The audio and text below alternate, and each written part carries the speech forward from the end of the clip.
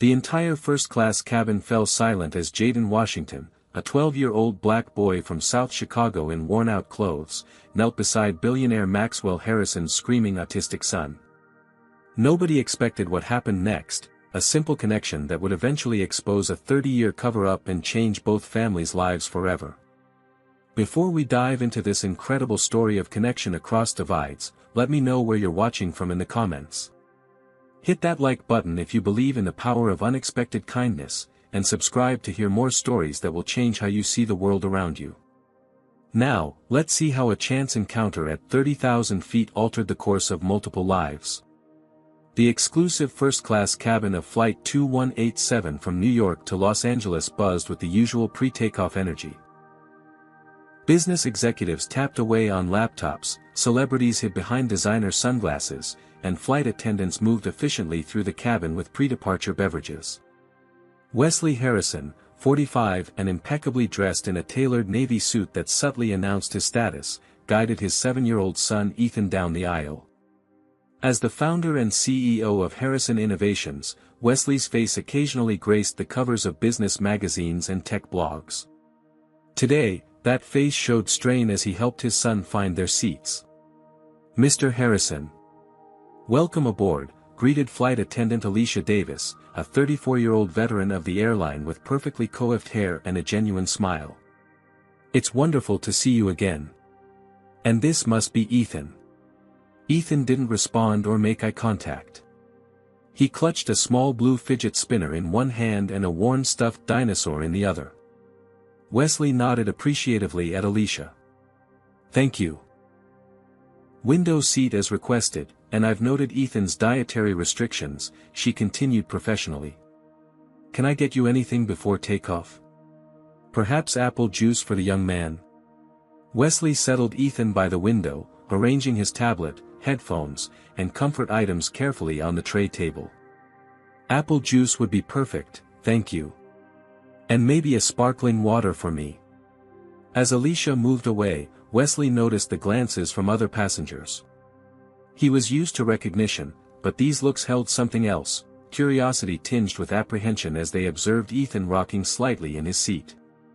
2 rows behind them, investment banker Samuel Palmer leaned toward his colleague. "That's Wesley Harrison," he whispered too loudly. "Heard his wife left him last year. Couldn't handle the kids' issues. Now he drags the poor thing everywhere instead of leaving him with qualified professionals." Wesley pretended not to hear, focusing instead on setting up Ethan's noise-canceling headphones. The divorce from Charlotte had been finalized 8 months ago, and the gossip still followed him like a shadow. Meanwhile, in the economy section of the same aircraft, Tanya Washington, 38, guided her 12-year-old son Jaden down the narrow aisle. Her nurse's uniform was neatly pressed despite her having come directly from an overnight shift at South Chicago Memorial Hospital. "Remember what I said, Jaden. Best behavior, okay? This is a special trip." Her voice was tired but warm as she squeezed his shoulder. Jaden nodded, his bright eyes taking in every detail of the aircraft. "I know, Mom. I'll be good." He clutched his backpack, frayed at the edges but meticulously packed with library books, a sketchpad, and his prized colored pencils received last Christmas. Flight attendant Keith Peterson, a 30-year-old with a pressed uniform and a practiced smile, intercepted them before they reached their row. "Boarding passes, please." His tone carried an edge absent when he'd greeted previous passengers. Tanya presented their documents, which Keith scrutinized longer than necessary. "You're sure this is your flight? Row 32. "Yes," Tanya replied evenly, having anticipated this interaction. After 12 years of raising Jaden alone, she'd developed an armor against such microaggressions. "We've checked in already." From nearby seats, a woman in designer clothes whispered to her husband, "They're letting anyone fly these days. I paid too much to be surrounded by those people." Jaden pretended not to hear, but Tanya noticed his shoulders tense. She guided him forward with a gentle hand on his back. As they moved past the first-class cabin toward their seats, Jaden's attention was caught by Ethan's fidget spinner. He smiled, recognizing the toy similar to one his friend from school used. Ethan didn't notice, focused entirely on the spinning blue blur in his hands. "Come on, honey," Tanya urged quietly, pulling Jaden along. They found their seats in the crowded economy section, middle and window in a row of 3. Tanya had saved for 6 months for these tickets, working double shifts at the hospital and picking up weekend hours at the neighborhood clinic. Her mother in Los Angeles had been diagnosed with early-stage cancer, and this visit might be their last chance to spend quality time together. "You can have the window," Tanya offered, though she knew Jaden would have insisted anyway. His face lit up as he slid past her and pressed his nose against the plexiglass. As the final passengers boarded, Ethan Harrison began to show signs of increasing anxiety. His rocking intensified, and he started humming, quietly at first, then louder. Wesley leaned close, speaking softly into his son's ear and adjusting the headphones, trying to head off what he feared might be coming. Back in economy, Tanya settled into her seat with a weary sigh. Being a single mother had never been her plan. Michael, Jaden's father, had died before their son was born, a car accident that left her alone and 5 months pregnant. She'd persevered through nursing school with a newborn, built a career while raising her son, and somehow managed to give Jaden a childhood filled with love, if not material abundance. "Mom, do you think Grandma will like my drawings?" Jaden asked, pulling out his sketch pad. Tanya smiled, brushing a hand over his closely cropped hair. "She's going to love them, baby. Almost as much as she loves you." The captain's voice crackled over the intercom, announcing their imminent departure. As the engines roared to life, no one aboard Flight 2187 could have predicted how their lives would intersect in the hours ahead. 1 hour into the flight, the calm atmosphere of the first-class cabin shattered. It began with a small change, the sudden dimming of cabin lights as they passed through a bank of clouds. For most passengers, this minor adjustment warranted no reaction, but for 7-year-old Ethan Harrison, it triggered a cascade of sensory overload. First came the rocking, forward and back, increasingly vigorous. Then the humming escalated to a high-pitched keen that sliced through the ambient noise of the aircraft. Wesley Harrison recognized the signs immediately, his body tensing as he prepared for what was coming. "Ethan," he said softly, leaning close to his son. "Remember our breathing? Let's count together. 1. But Ethan was already beyond reach. The tablet slipped from his lap as his arms began to flail, his movements becoming more erratic with each second. Then came the scream, raw, primal, and piercing. Passengers startled in their seats. A woman in row 3 visibly flinched, closing her laptop and turning to stare. The businessman in 2D, Lawrence Brooks, CFO of a pharmaceutical company, lowered his Wall Street Journal with an expression of unconcealed disgust.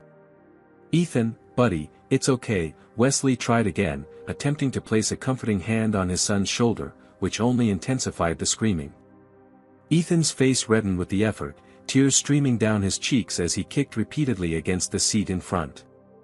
Alicia Davis appeared instantly, crouching in the aisle beside them. "Can I help, Mr. Harrison? Does he need anything?" His noise-canceling headphones, Wesley replied, struggling to keep his voice steady as he searched through Ethan's backpack. "And the weighted blanket in the overhead compartment." Keith Peterson arrived from economy, having heard the commotion. "Sir, you need to control your child," he stated flatly. "He's disturbing the other passengers." Wesley felt a flash of anger but suppressed it, focusing on finding the headphones. "He's autistic. He's having a sensory meltdown. I'm doing everything I can." Alicia shot Keith a warning glance before retrieving the weighted blanket. "It's all right, Mr. Harrison. Take your time."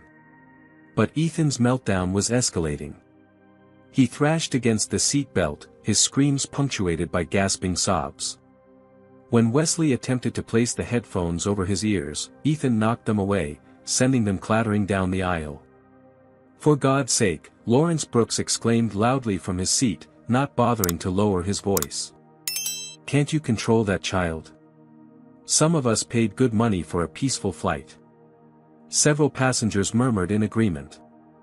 An elderly woman whispered something about parents these days, while a younger executive made a show of inserting expensive earbuds. Wesley felt his face burning with a combination of helplessness, embarrassment, and mounting frustration. Charlotte's accusations echoed in his mind, "You're never there for him. You don't know how to handle his needs. You care more about your precious company than your own son." Their last fight had been devastating. "You think throwing money at therapists and special schools absolves you of actually being a father," she had shouted. "Ethan needs patience and understanding, not your 10-minute bedtime appearances when you remember he exists." Now, trapped in a metal tube at 30,000 feet with his son spiraling and judging eyes upon him, Wesley felt the truth of her words like a physical blow. In economy class, the sounds of Ethan's distress carried clearly. Tanya Washington, dozing lightly after her overnight shift, awakened immediately. Her nurse's instincts kicked in before her eyes fully opened. "What's happening?" Jaden asked, looking up from his sketch. Tanya listened to the screams with professional assessment. "Sounds like a child in distress," she said quietly. "Possibly autistic, having a sensory overload episode." She worked with special needs children during her rotation in pediatrics and recognized the distinctive nature of the cries. Several rows ahead, she could see flight attendants rushing toward first class. Jaden's expression changed to one of concern. Like Cooper at school. Cooper Williams was Jaden's classmate, a brilliant, quiet boy with autism who occasionally experienced similar meltdowns. Despite their different backgrounds, Jaden and Cooper had formed an unlikely friendship, with Jaden's calm, accepting nature providing a buffer against playground bullies. The tension in the cabin increased as Ethan's screams continued unabated. The captain's voice came over the intercom, "This is your captain speaking. We're experiencing some disturbance in the cabin. I need all passengers to remain seated with seatbelts fastened while our crew addresses the situation." In first class, Wesley's attempts to comfort Ethan continued to fail. Sweat beaded on his forehead as he tried every technique their therapist had recommended: deep pressure, comfort items, verbal reassurances. Nothing worked. Lawrence Brooks stood up, looming over their seats. "If you can't handle this situation, perhaps you should have left the boy with a professional caretaker. Some of us have important meetings to prepare for." Wesley looked up, raw emotion in his eyes. "He's my son, not a problem to be handled. Please sit down. The captain is considering an emergency landing if this continues," Keith informed Wesley in a low voice that nonetheless carried to nearby passengers. "FAA regulations require us to maintain a safe, controlled cabin environment." The implications hit Wesley like a physical blow. An emergency landing because of Ethan would make headlines. Harrison Air Force's flight diversion would be splashed across tabloids and social media. More importantly, it would be another traumatic experience for his already struggling son. In economy, Tanya noticed her son's increasing agitation. "Mom," Jaden said, unbuckling his seatbelt. "I think I need to use the bathroom." "Now. Can't it wait?" Tanya asked, recognizing the determined look on her son's face. "Jaden, what are you thinking?" But Jaden was already moving, slipping past her into the aisle before she could stop him. "I'll be right back," he promised. Tanya watched with mounting concern as her 12-year-old son moved purposefully toward the front of the plane, straight into the heart of the commotion. Jaden Washington moved with quiet determination through the economy cabin, ignoring the flight attendant call button that had started blinking on multiple seats. The sounds of Ethan's distress guided him forward like a beacon. When Keith Peterson spotted him approaching the curtain dividing economy from first class, he stepped into the aisle with an outstretched hand. "Young man, you need to return to your seat immediately. We're experiencing a situation." "I need to use the bathroom," Jaden replied with a conviction beyond his 12 years. "It's an emergency." Keith's expression hardened. "Use the lavatory in economy. First-class facilities are for first-class passengers only." Jaden stood his ground, his worn sneakers planted firmly on the cabin floor. The economy one is occupied. Please, sir. It's urgent. Before Keith could respond, Alicia appeared through the curtain, her face tense with concern. Seeing the standoff, she quickly assessed the situation. It's fine, Keith. Let him through. She turned to Jaden with a tight smile. Quickly, please. Jaden slipped past them, but instead of heading to the lavatory, he moved directly toward the source of the screaming. The first-class cabin looked like a different world, spacious leather seats, actual glassware on tray tables, and in the center of it all, a scene of heartbreaking chaos. Ethan Harrison was in full meltdown, his small body rigid with distress as he screamed and thrashed against his seatbelt. His father, a man Jaden vaguely recognized from magazine covers, looked utterly defeated, his expensive suit wrinkled and his face drawn with exhaustion. Without hesitation, Jaden approached them, ignoring the stares of nearby passengers and Keith's renewed protests behind him. What do you think you're doing? Keith hissed, reaching for Jaden's shoulder. Alicia intercepted him. Wait, she whispered. Let's see. Jaden knelt in the aisle beside Ethan's seat, making himself smaller and less threatening. He didn't touch the overwhelmed child or speak loudly. Instead, he began humming softly, a simple, repetitive melody. Wesley Harrison watched in confusion as this unknown boy in worn jeans and a faded t-shirt positioned himself at eye level with his son. His first instinct was to protect Ethan from this stranger, but something in the boy's demeanor made him hesitate. Hi, Ethan, Jaden said when his humming had created a small bubble of calm. His voice was gentle but not patronizing. My name's Jaden. Your spinner is really cool. Is it okay if I sit here for a minute? Ethan's screaming didn't stop, but his rhythm faltered slightly, the first change in pattern since the meltdown began. I have a friend named Cooper who gets overwhelmed sometimes too, Jaden continued conversationally, as if they were simply two kids chatting on a playground. When things get too bright or loud or just too much, his brain feels like it's on fire. Is that how you feel right now? Ethan's movements began to slow, his attention caught by this new presence who spoke as if he understood. Jaden reached into his pocket and pulled out a small, smooth stone, black with flecks of silver that caught the light. This is my calm stone. My grandma gave it to me. Sometimes when I feel scared or mad, I rub it like this. He demonstrated, running his thumb across the stone's surface in a rhythmic pattern. To Wesley's astonishment, Ethan's gaze fixed on the stone, his screams reducing to whimpers. Would you like to hold it? Jaden offered, placing the stone on the edge of Ethan's tray table without forcing it on him. It's cool and smooth. Sometimes it helps to have something to focus on. Slowly, as if approaching a wild animal, Ethan reached for the stone. His fingers closed around it, and he brought it close to his face, examining its surface. That's it, Jaden encouraged. Now try taking a deep breath in through your nose, like you're smelling a really good pizza. He demonstrated, filling his lungs dramatically. Then blow out through your mouth like you're cooling off hot chocolate. Remarkably, Ethan mimicked the action, one shuddering breath in, one halting breath out. Good job. Jaden smiled. Let's do it again. In through your nose.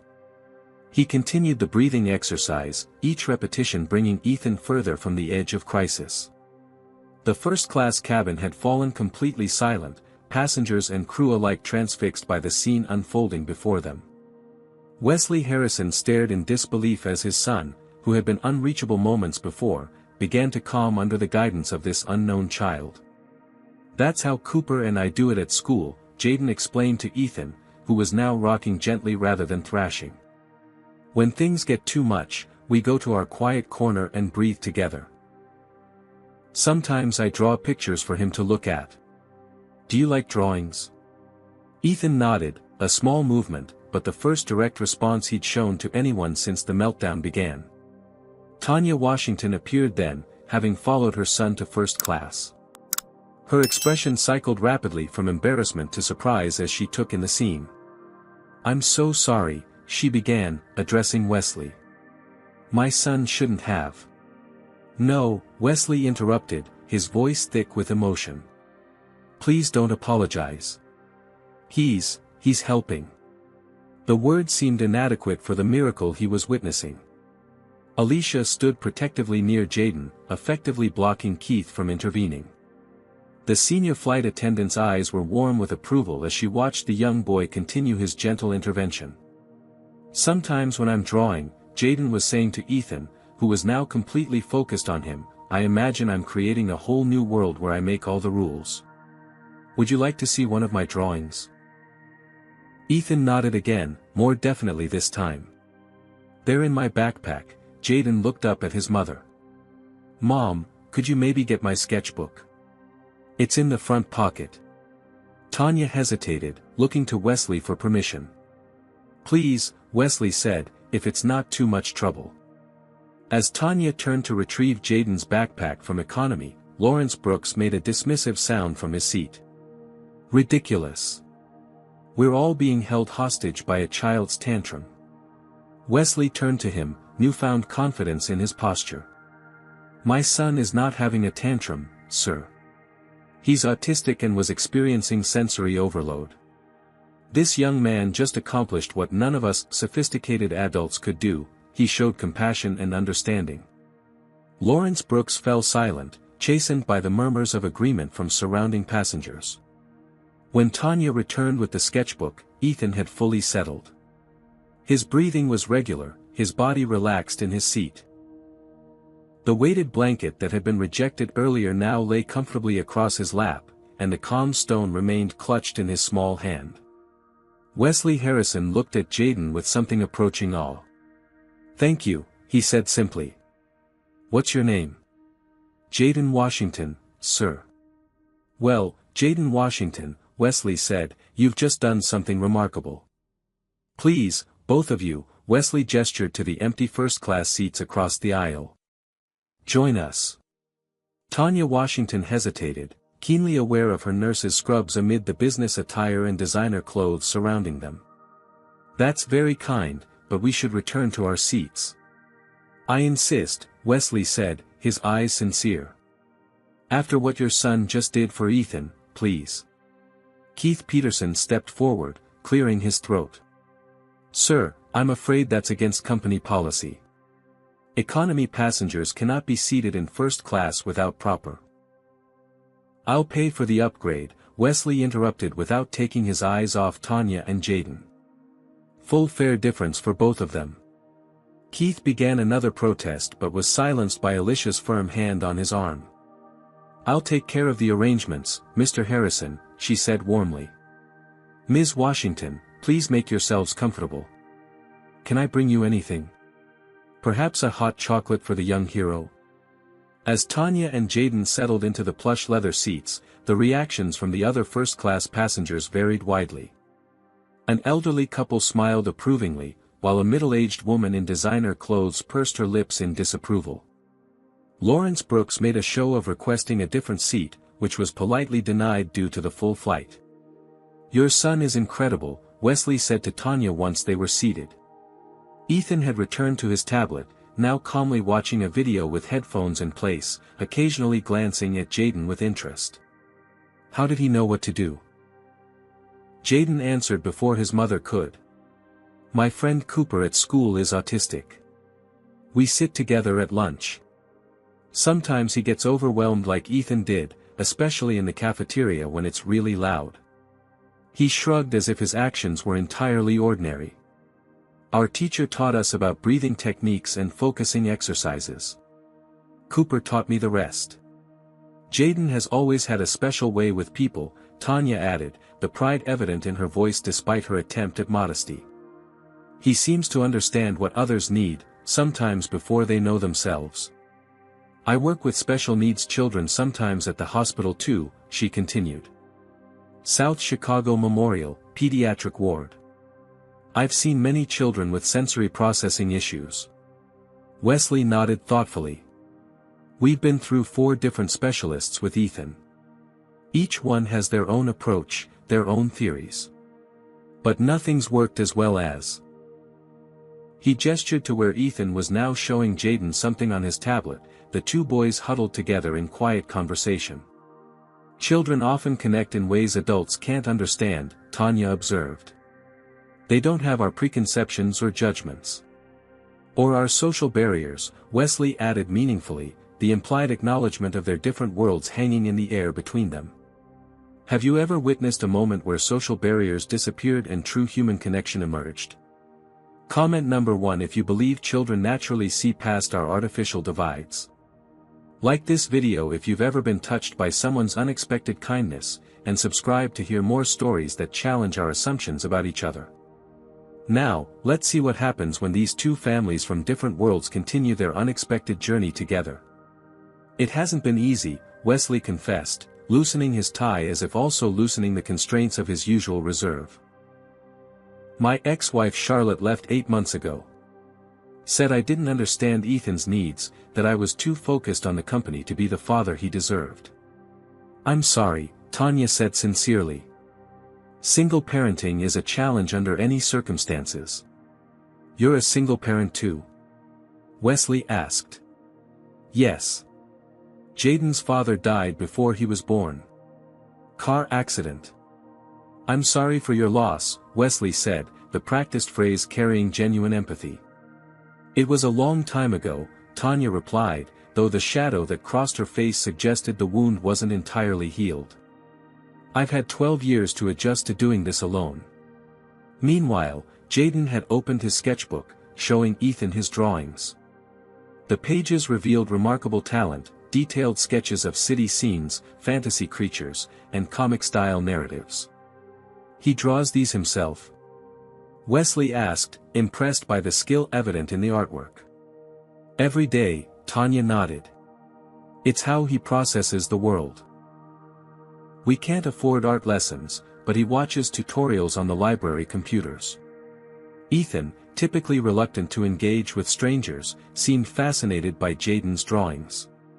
He pointed to a detailed dragon, making a soft sound of appreciation. You like dragons? Jaden asked. When Ethan nodded, Jaden turned to a fresh page.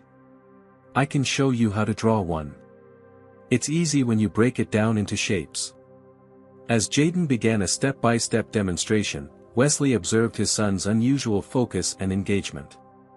He rarely connects with other children like this. Or adults, for that matter. Jaden has that effect on people, Tanya said. His teachers say he's an old soul. What grade is he in? 7th, at Westside Public. It's not the best school in Chicago, but they have a good teacher-student ratio. Wesley nodded, noticing Jaden's worn sneakers and the carefully mended seam on his backpack. The contrast with Ethan's private school uniform and custom-made therapeutic tools was striking. And you work as a nurse? He asked.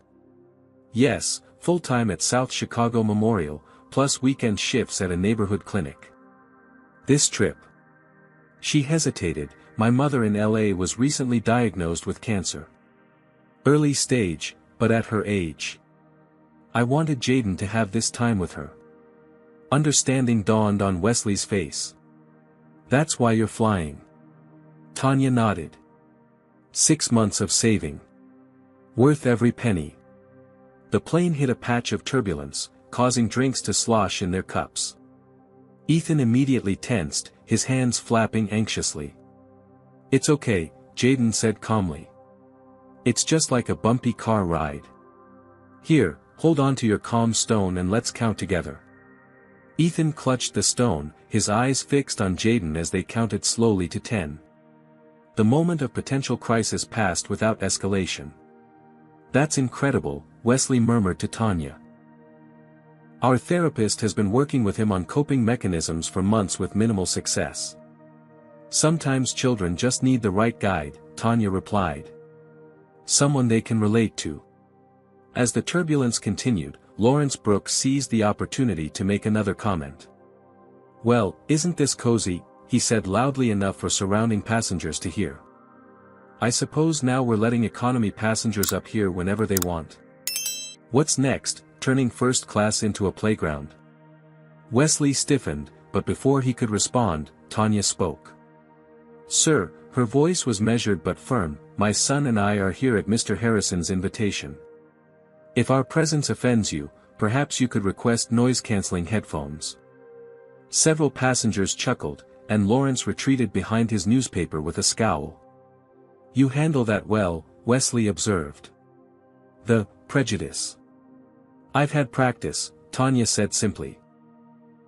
As a black nurse, I deal with patients who question my competence daily. As a black mother, I've had to teach Jaden how to navigate a world that often prejudges him. You develop strategies. Wesley nodded thoughtfully.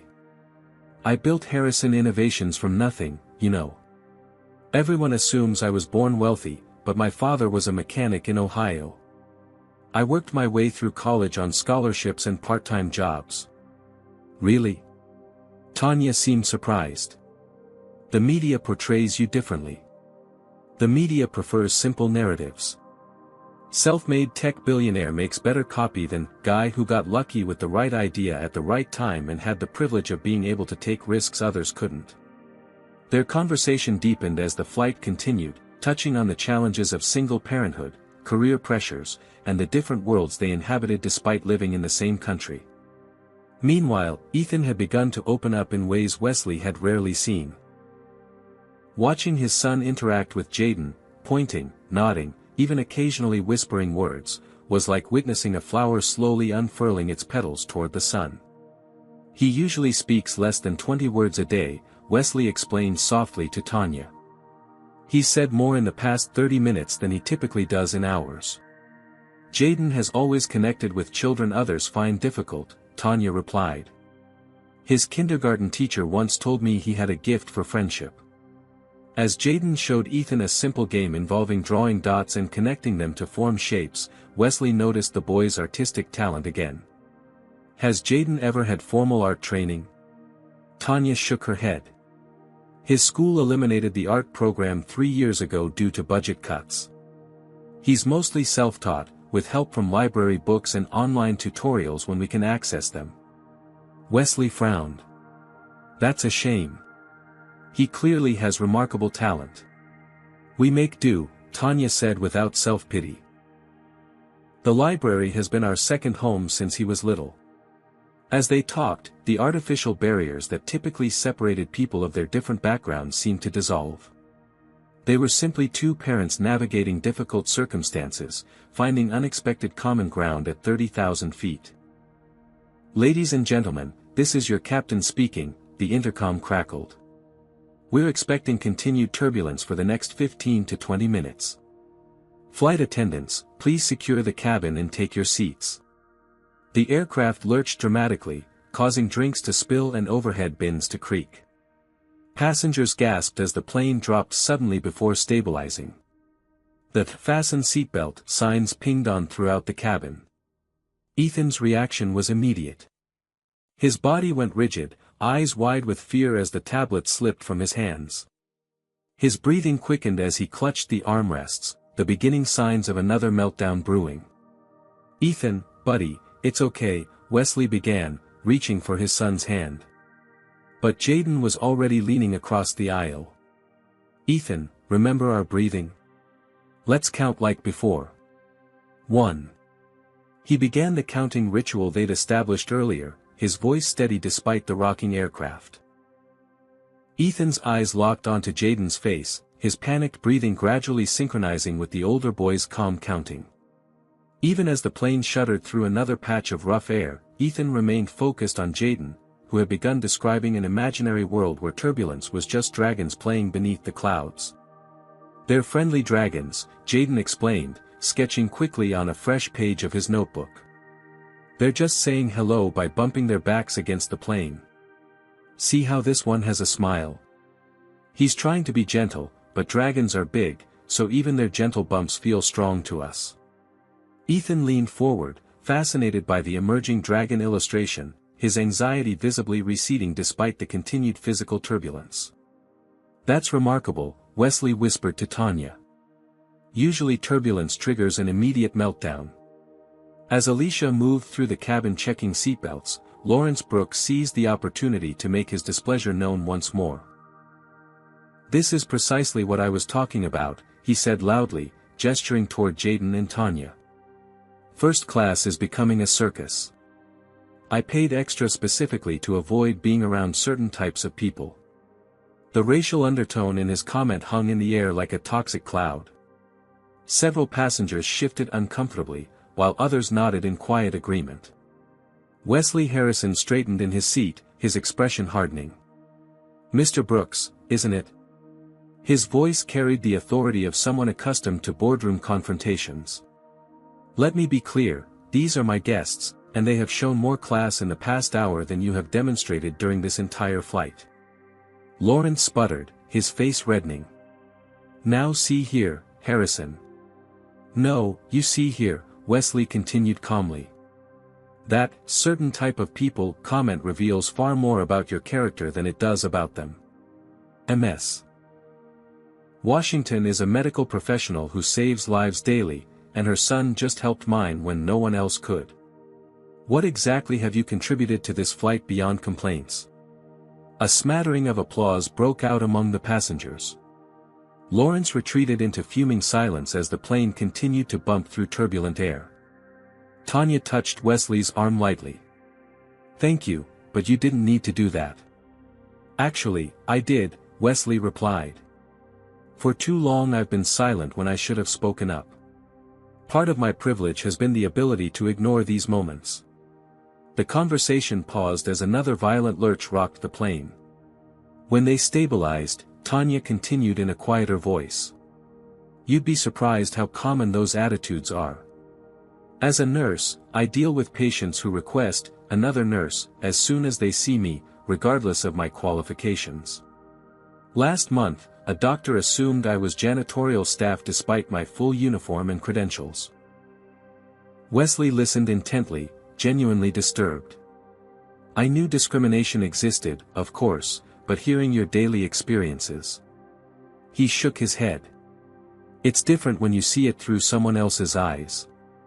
That's why representation matters," Tanya said. "Jaden has never had a black male teacher. Not once in 7 years of school. How does that shape his view of what's possible for him?" Meanwhile, Jaden continued his storytelling, keeping Ethan engaged through the worst of the turbulence. His imaginary world had expanded to include friendly sky creatures that protected planes during storms. "Your son has quite the imagination," Wesley observed, watching the boys interact. "It's his escape," Tanya explained. "Our neighborhood isn't always safe for kids to play outside. Drawing and storytelling let him create worlds where he has control." Wesley nodded thoughtfully. "I built my first computer when I was 12. Technology was my escape from a difficult home situation. My father..." He hesitated, rarely discussing his past. "He had certain expectations about masculinity that I couldn't meet. Building things gave me a space where I made the rules." "So you weren't always the powerful CEO," Tanya smiled. "There was a time when you were just a kid with dreams." "Sometimes I miss that kid," Wesley admitted. "Success brings its own complications. The higher you climb, the more isolated you become. Charlotte used to say I built emotional firewalls the same way I built security software." The plane stabilized as they moved beyond the storm system. Ethan remained calm, now showing Jaden his favorite game on the tablet.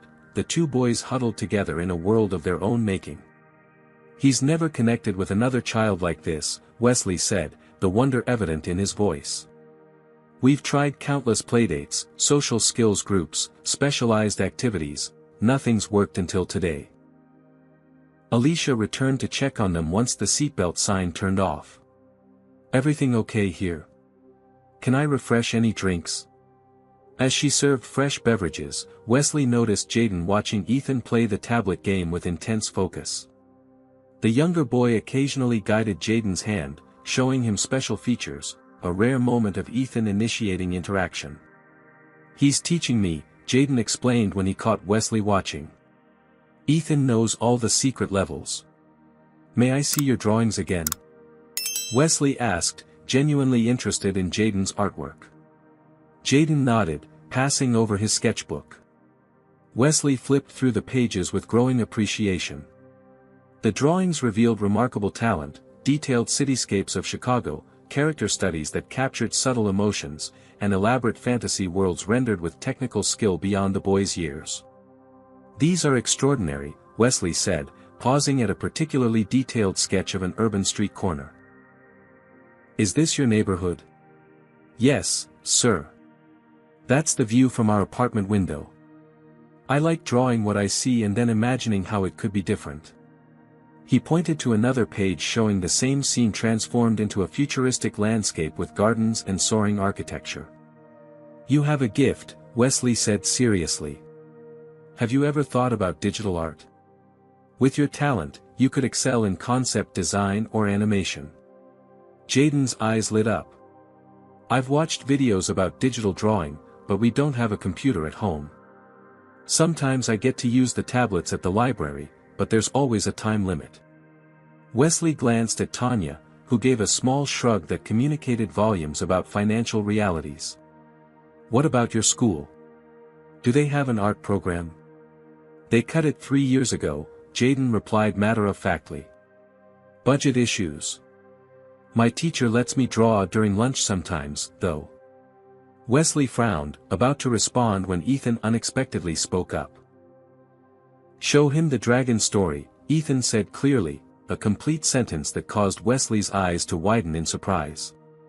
Jaden turned to a series of pages that told a visual story about a misunderstood dragon who learned to use his fire for helping rather than hurting. The narrative was sophisticated, the artwork impressive. "You created this entire story yourself?"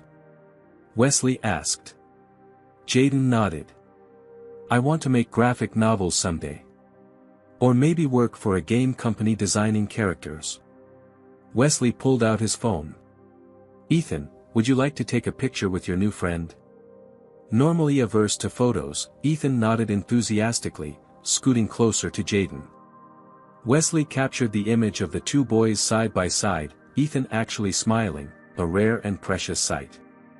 As he lowered the phone, Wesley noticed something in the photo that made him pause. He zoomed in on Jaden's hand, which was visible holding the sketchbook. There, on the boy's wrist, was a distinctive birthmark, a small, irregular patch of darker skin shaped somewhat like a crescent moon. Something about that mark triggered a distant memory, causing Wesley to look more closely at Jaden's features. The shape of his eyes, the curve of his jaw, certain expressions as he spoke, they sparked a disturbing sense of familiarity. "Ms. Washington," Wesley said carefully, "if you don't mind my asking, you mentioned Jaden's father passed away before he was born?" Tanya nodded, a flicker of old pain crossing her face. "Yes. Michael Washington. He was a software engineer. Brilliant man." Wesley felt his heart rate accelerate. "Michael Washington, from San Francisco?" Tanya's eyes widened in surprise. "Yes, he was working for a tech startup there about 13 years ago." "How did you know that?" The blood drained from Wesley's face as pieces of a puzzle he'd long buried began to align with terrible clarity. "Mr. Harrison? Are you okay?" Tanya asked, concerned by his sudden pallor. I think I knew Michael," Wesley said, his voice barely audible over the aircraft's engines. "If it's the same Michael Washington I'm thinking of, he worked on a project with me before Harrison Innovations became successful." Tanya leaned forward, eager for any connection to her late husband. "Really? That's amazing. What a small world. Michael never mentioned your name, but he talked about various projects. What did you work on together?" Wesley couldn't meet her eyes. "A security protocol. Early encryption technology." He swallowed hard. "Excuse me for a moment. I need to use the lavatory." As Wesley made his way to the bathroom on unsteady legs, the full impact of what he suspected threatened to overwhelm him. If Jaden was Michael Washington's son, the same Michael Washington, then this chance encounter wasn't just unlikely. It was potentially devastating. Because 13 years ago, Wesley Harrison had done something unforgivable. Something that had changed the course of multiple lives. Something that, if revealed, could destroy everything he'd built. And now, the consequences of that action were sitting across the aisle from him, innocently drawing dragons with his son. Wesley Harrison gripped the edges of the small airplane sink, staring at his reflection in the lavatory mirror. The distinguished CEO looking back at him seemed like a stranger, a carefully constructed facade hiding truths he'd spent years burying. The photograph on his phone seemed to burn in his pocket. Jaden and Ethan, smiling together. But it was Jaden's birthmark that had triggered the avalanche of memories and guilt. Michael Washington had the same distinctive crescent-shaped mark on his wrist. Wesley splashed cold water on his face, trying to steady his breathing. 13 years ago, he and Michael had been partners in a small startup developing revolutionary encryption software. Young, brilliant, and hungry for success, they'd worked 80-hour weeks in a cramped San Francisco apartment that served as both living quarters and office space. Michael had been the coding genius, the visionary who created the core algorithm that would eventually become the foundation of Harrison Security Systems, now the flagship product of Harrison Innovations and the source of Wesley's billions. Taking a deep breath, Wesley returned to his seat, where Ethan was still happily engaged with Jaden. Tanya looked up with a warm smile that felt like knives in his chest. "Feeling better?" she asked. "Yes, thank you," Wesley lied, forcing a smile. "Flying sometimes affects me." He turned to the boys, seeking distraction from his tumultuous thoughts. "What are you two working on now?" Ethan looked up with unusual animation. "Jaden's teaching me to draw a superhero. Look." He held up a page where he'd sketched a wobbly but recognizable caped figure. "That's excellent, Ethan." Wesley's surprise was genuine. His son rarely showed interest in drawing or creating, despite numerous art therapists' attempts. "Can I see the photo you took of us?" Ethan asked, another rare occurrence of him initiating communication. Of course, Wesley pulled out his phone, opening the image gallery. As Ethan and Jaden huddled over the screen, Wesley found himself studying Jaden's profile more carefully. The resemblance to Michael was subtle but unmistakable, especially around the eyes and the determined set of the jaw. "You said you knew Jaden's father?" Tanya asked quietly while the boys were distracted. Wesley nodded, throat tight. "I think so. Michael Washington, tall, with glasses. Brilliant coder with a distinctive laugh." Tanya's eyes widened. "That's him. You really did know Michael." Her expression softened with nostalgic sorrow. "He used to laugh like he was surprised by his own joy. I've never heard anyone else laugh quite like that." The memory twisted in Wesley's gut. Michael's laugh had been distinctive, a sudden burst of genuine delight that typically followed solving a particularly challenging coding problem. "How did you meet him?" Wesley asked, knowing he was walking a dangerous path but unable to stop himself. "At a coffee shop near the tech company where he worked. I was in nursing school, studying for finals. He kept coming back day after day, always sitting at the table near mine. Finally asked me out after 2 weeks of what he thought was subtle glancing." She smiled at the memory. "We were together for almost a year before." "Before what happened?" Wesley prompted gently when she paused. Tanya's expression darkened. "Before he was accused of stealing proprietary code from his company. He was fired, blacklisted in the industry. He always maintained his innocence, but no one would hire him. We were planning to move back to Chicago, start over." Her voice faltered. "The accident happened 3 days before our planned move. Brake failure on a steep hill in San Francisco. Wesley felt physically ill. The timeline matched exactly. After Michael's accident, Wesley had acquired full rights to their joint project, rewritten enough of the code to claim it as his own, and launched the company that would make him a billionaire. "I'm so sorry," he managed to say, the words hollow in his ears. "It was a long time ago," Tanya said. Jaden has been my focus ever since. It hasn't been easy, but we've managed. Managed seemed an understatement for raising a child alone while working multiple nursing jobs. A child who should have been heir to a technology fortune. A child who should have had every opportunity, instead of hoping for time on a library computer. A child Wesley had effectively robbed. Jaden looks like him, Wesley observed, unable to help himself. Yes, Tanya smiled. Same artistic talent too. Michael used to sketch user interfaces by hand before coding them. Said it helped him visualize the user experience better than any software tool. Wesley remembered those sketches, meticulous, intuitive designs that had influenced his own thinking about how security software should function. Another debt unpaid. Mom, can I show Ethan my comic about the space explorer? Jaden asked, interrupting Wesley's spiral of guilt. Of course, honey. It's in the side pocket of your backpack. As Jaden retrieved his comic, Wesley noticed Lawrence Brooks watching them with narrowed eyes from across the aisle. The businessman had been silent since their earlier confrontation, but his attention seemed unusually focused now. Jaden spread out several pages of a hand-drawn comic featuring an astronaut exploring alien worlds.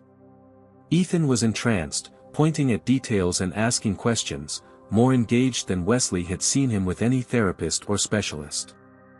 This is really good, Wesley said, examining the comic's sophisticated layout and storytelling. How long have you been creating these? Since I was 8, Jaden replied. I make a new issue every month. This is issue 48. 48 issues? That's impressive commitment for someone your age. Jaden shrugged. I like seeing how the character grows and changes.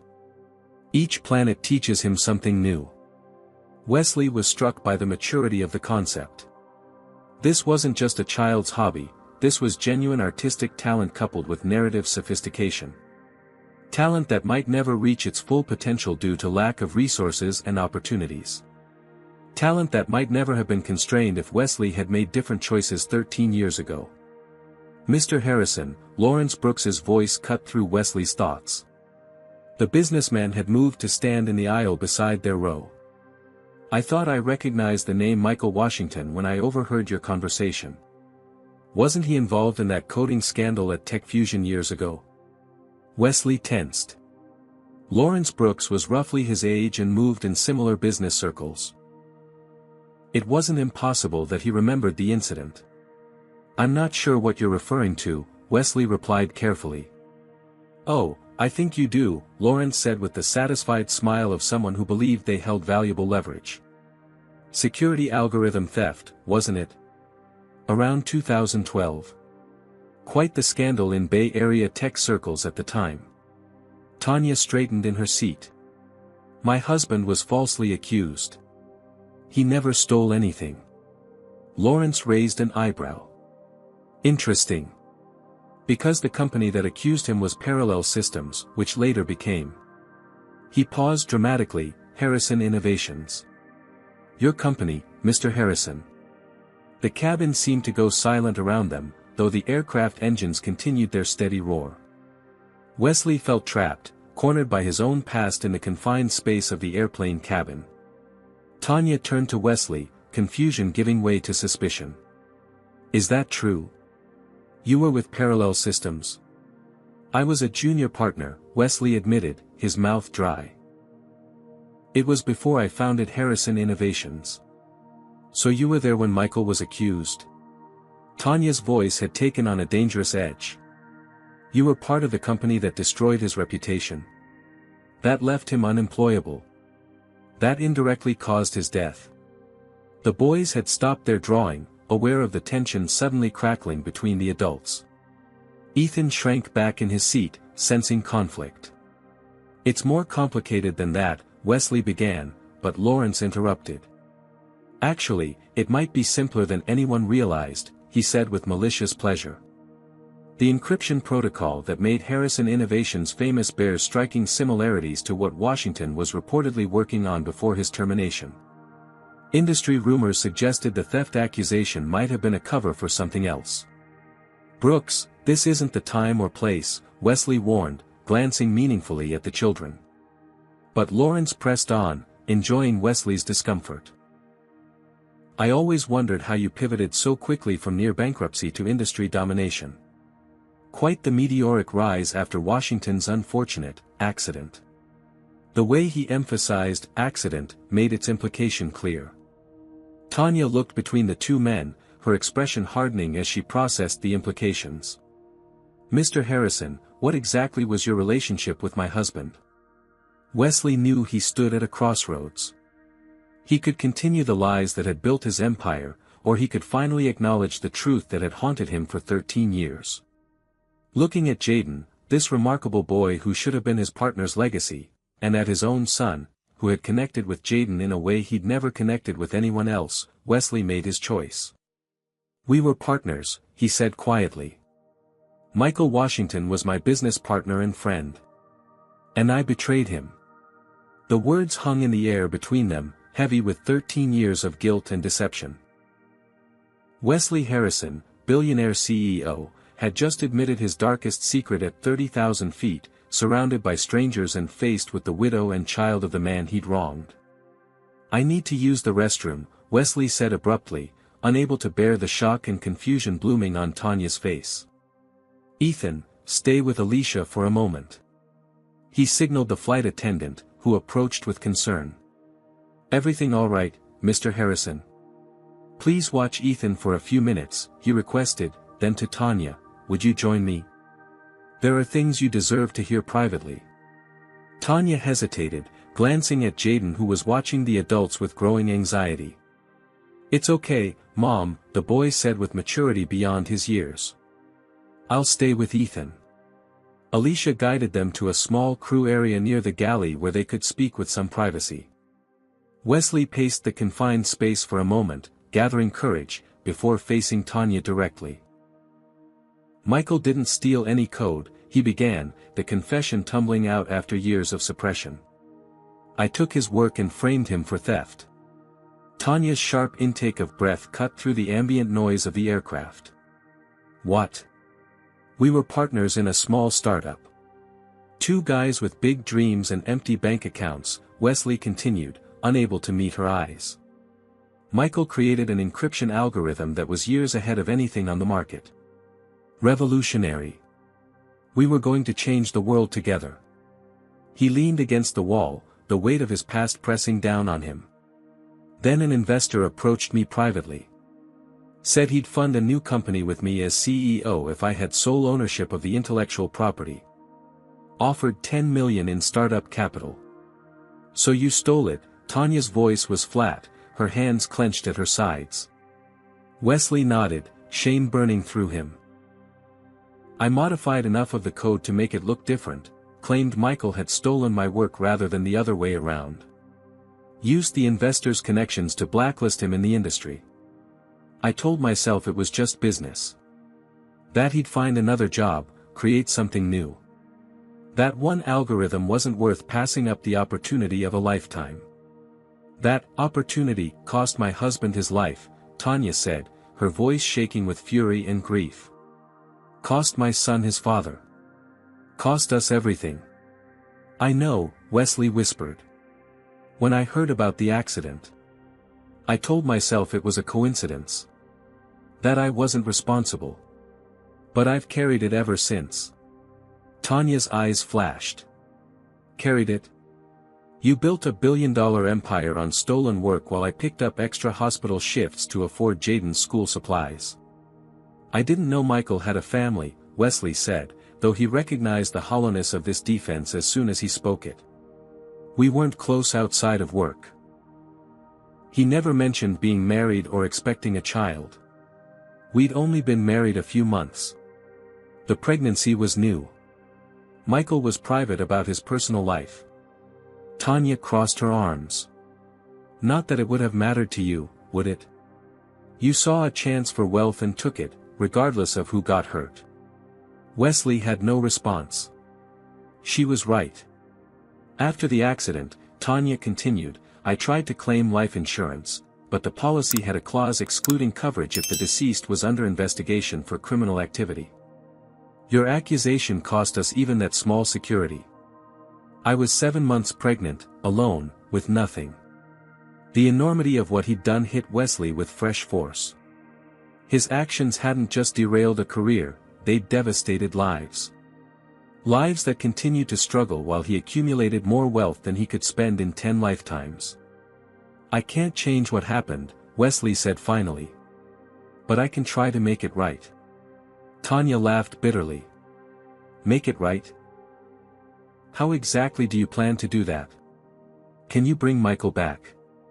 Can you give Jaden the years he should have had with his father? No, Wesley admitted. But I can acknowledge the truth. Publicly. I can make sure you and Jaden receive what should have been yours all along. Michael's contribution was worth billions, not millions. I can establish a trust for Jaden's education. Create a foundation in Michael's name. You think money fixes this? Tanya's voice rose sharply before she controlled it, aware of nearby passengers. No, Wesley said quietly.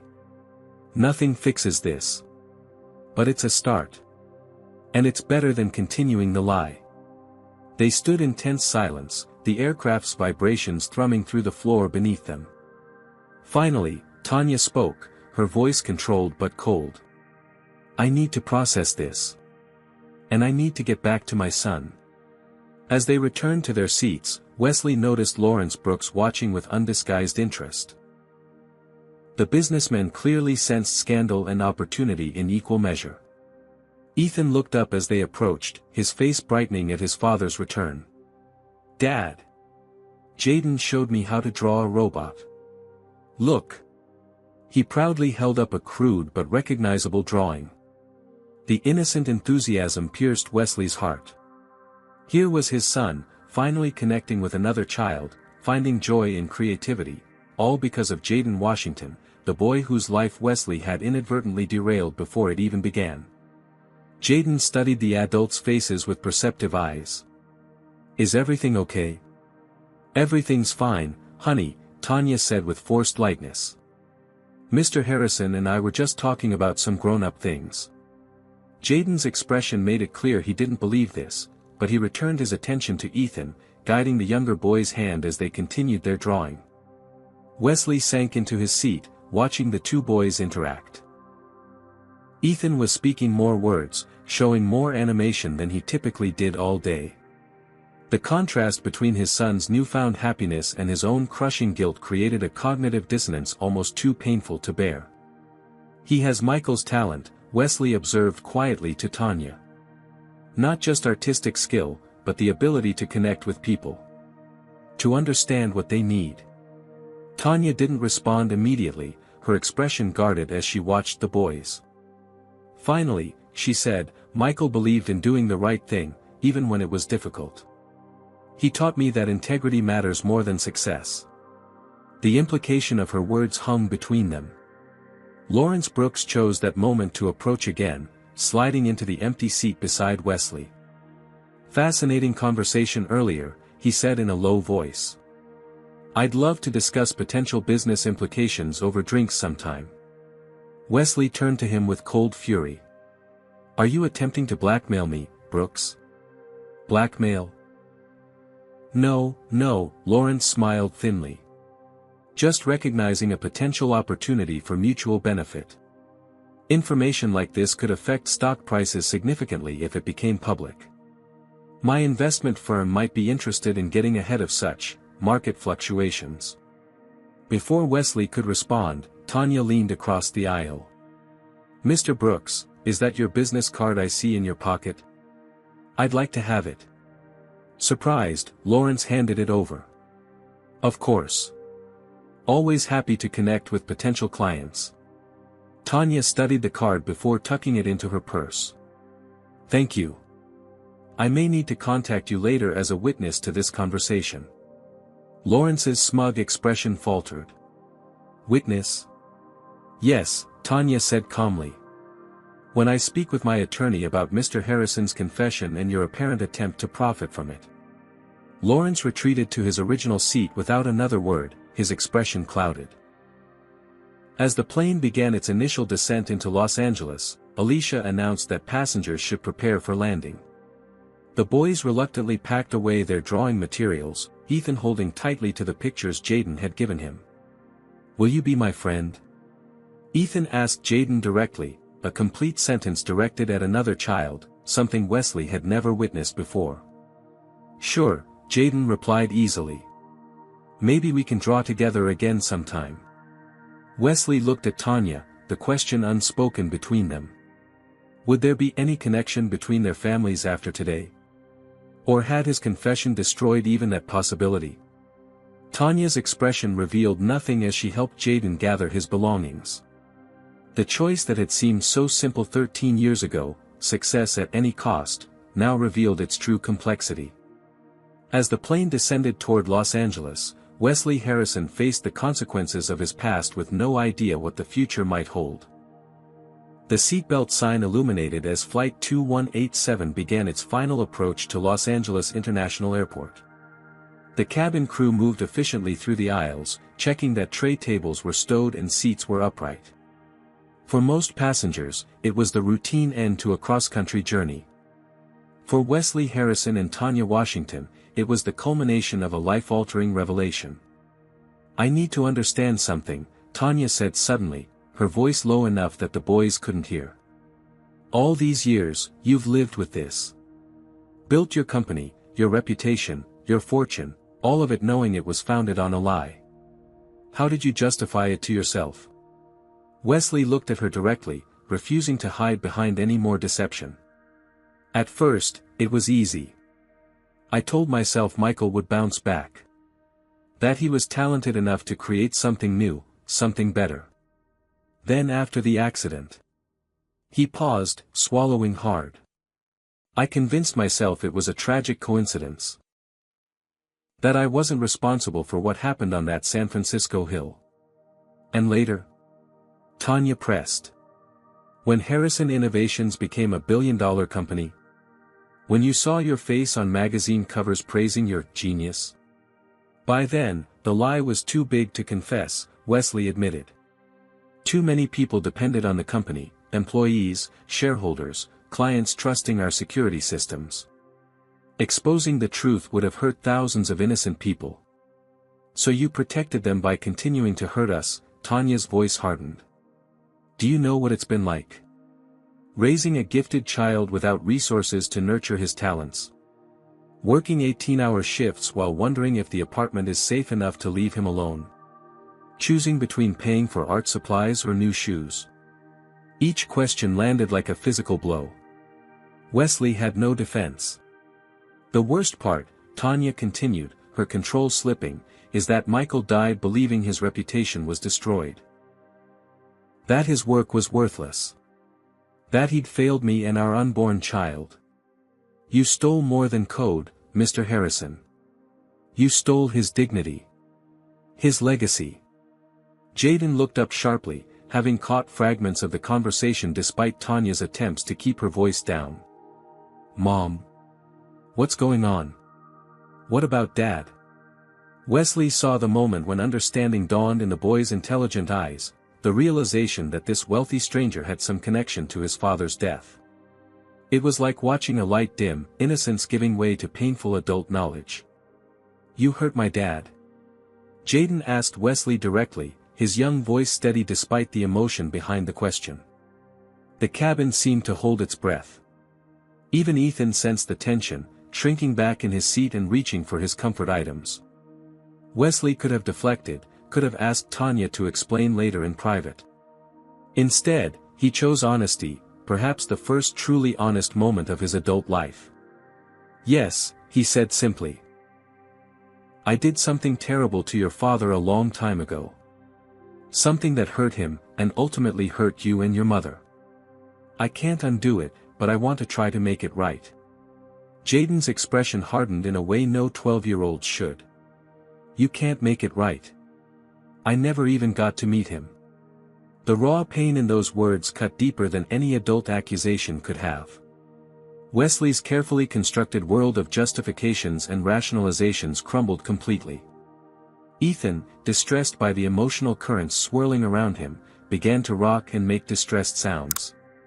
The sensory overload of the descent combined with the tension between his new friend and his father threatened another meltdown.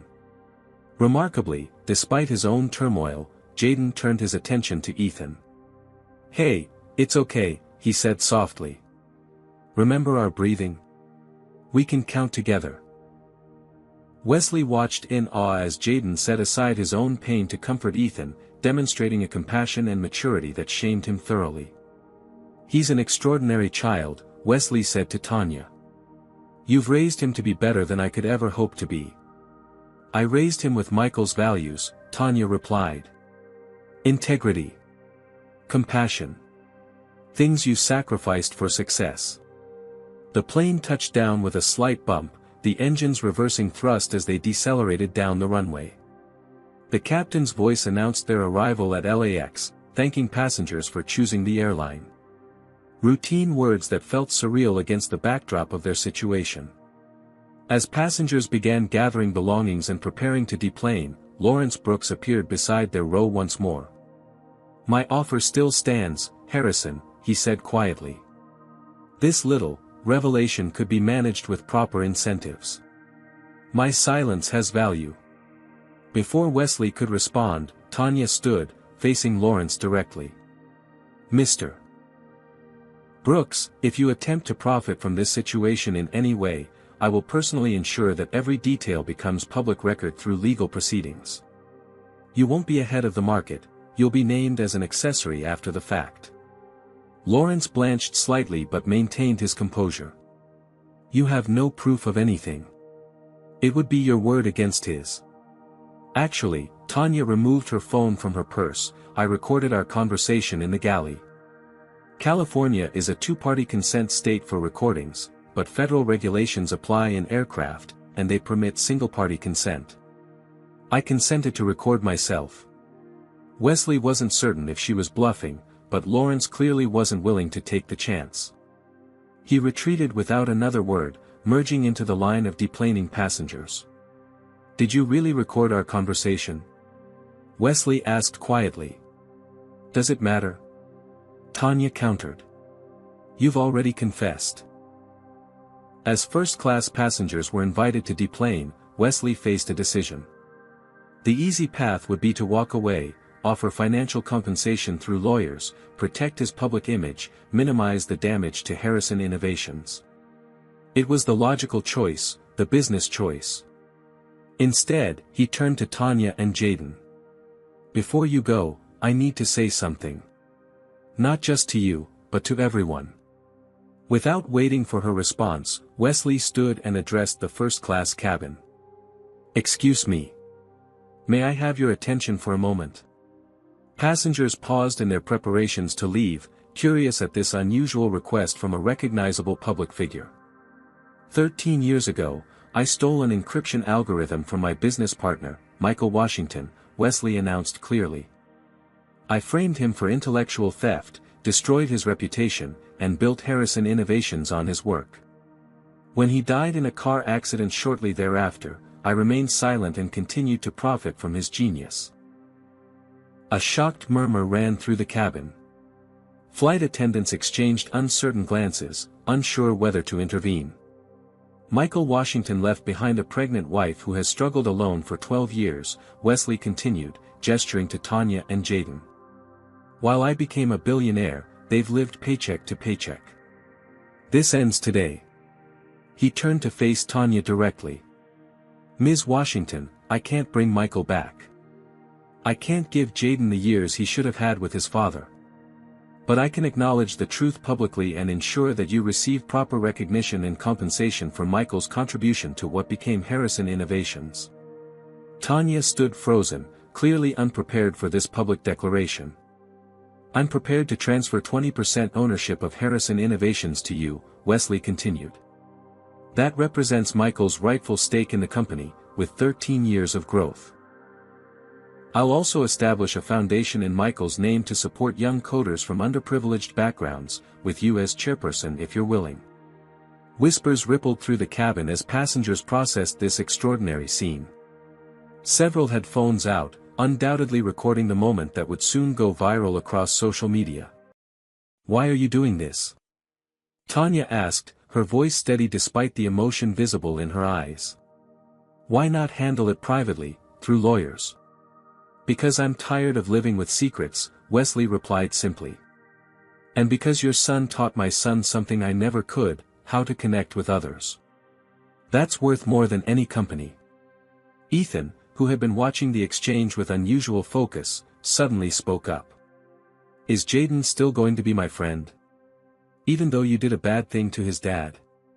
The innocent question cut through the tension like a knife. Every adult in hearing range fell silent, waiting for the answer. Jaden looked at Ethan, then at Wesley, and finally at his mother. Years of wondering about the father he'd never known, years of watching his mother struggle, years of limited opportunities despite his obvious talents, all of it hung in the balance of this moment. "I don't know, Ethan," Jaden answered honestly. "I need time to think about it." As they began to move toward the exit, Wesley made one final request. "Ms. Washington, would you and Jaden join us for dinner tonight? There's more I need to explain, and I believe Ethan would benefit from spending more time with Jaden, if you're willing." Tanya hesitated, clearly torn between anger at Wesley and awareness of the unusual connection between the boys. "I'll consider it," she said finally. "You have my number from the passenger manifest. Text me the details, and I'll let you know." As they deplaned into the bright California sunshine, nothing was resolved, but everything had changed. The truth, hidden for 13 years, had finally emerged into the light, with consequences none of them could fully predict. 6 months later, the headquarters of Harrison Innovations gleamed in the morning sunlight, its sleek glass and steel exterior reflecting the San Francisco skyline. Inside, on the 38th floor, the newly established Washington Foundation occupied an entire wing, its entrance dominated by a portrait of Michael Washington and the algorithm that had changed the tech industry. Tanya Washington, dressed in a tailored charcoal suit that contrasted sharply with the nurse's scrubs she'd worn for over a decade, moved confidently through the open workspace. Employees nodded respectfully as she passed, many still adjusting to the Foundation's executive director who had dramatically entered their corporate world through what the media called the Flight 2187 confession. She paused at the door to the main conference room, where the quarterly board meeting was about to begin. Taking a deep breath, she entered the space where, just 6 months earlier, she would have been serving coffee rather than directing million-dollar initiatives. "Tanya."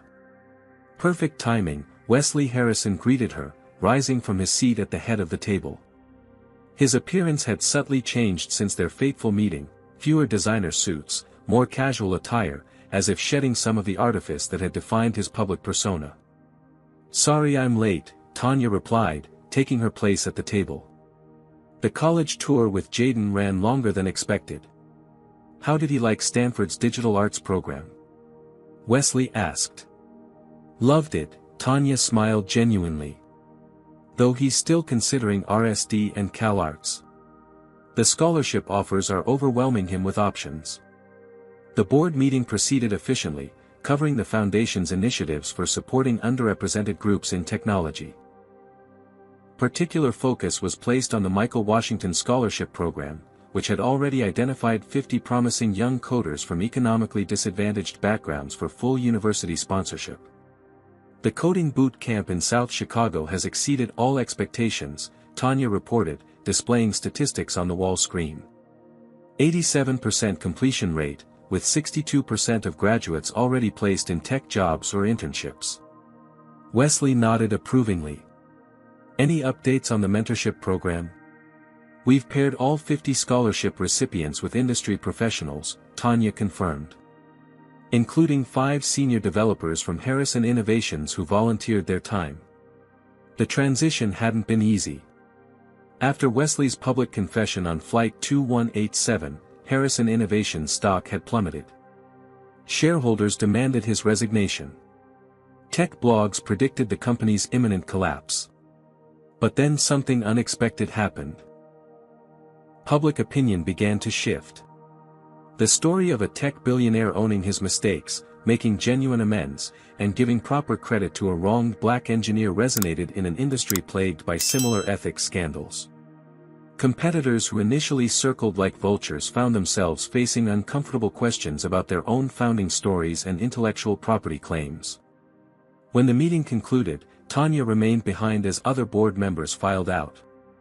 There was still a guardedness in her demeanor around Wesley, the wound too deep for complete healing, but the open hostility had faded over the months of working together. Ethan's therapist called yesterday, she mentioned casually. She says his progress has been remarkable. Attributes much of it to his weekly sessions with Jaden. Wesley's expression softened at the mention of his son. The art therapy was your idea.